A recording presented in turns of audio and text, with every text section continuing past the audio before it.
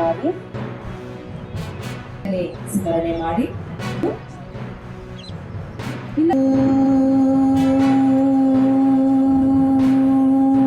ಹೋಗಿರುವಂತಹದ್ದು ಮತ್ತೊಂದು ಬೇರೆ ಉಚಿತ ಇಟ್ಕೊಂತ ಮೇಲೆ ಈ ಯೋಗ ಮಾಡೋದ್ರಿಂದ ಆಲ್ಮೋಸ್ಟ್ ಎಲ್ಲರೂ ಸಹ ಒಂದು ಮದ್ದು ಅಂತ ಹೇಳ್ಬೋದು.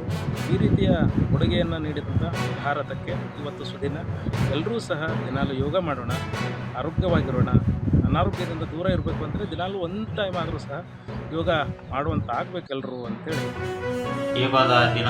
ಯೋಗದ ಒಂದು ಪ್ರತಿದಿನ ದಿನಚರಿಯನ್ನು ಅಳವಡಿಸಿಕೊಂಡಿದ್ದು ಮತ್ತು ನಾವು ಭಾರತೀಯರಾದ ನಾವು ಕೂಡ ಯೋಗವನ್ನು ಪ್ರತಿದಿನ ನಮ್ಮ ಬೆಳಗಿನ ಜಾವದಲ್ಲಿ ಯೋಗವನ್ನು ಮಾಡುವ ಮೂಲಕ ನಮ್ಮ ದೈಹಿಕ ಆರೋಗ್ಯಕ್ಕೆ ಒತ್ತು ಕೊಡಬೇಕೆಂದು ನಾವೆಲ್ಲರೂ ಪಣ ತೊಡಬೇಕು.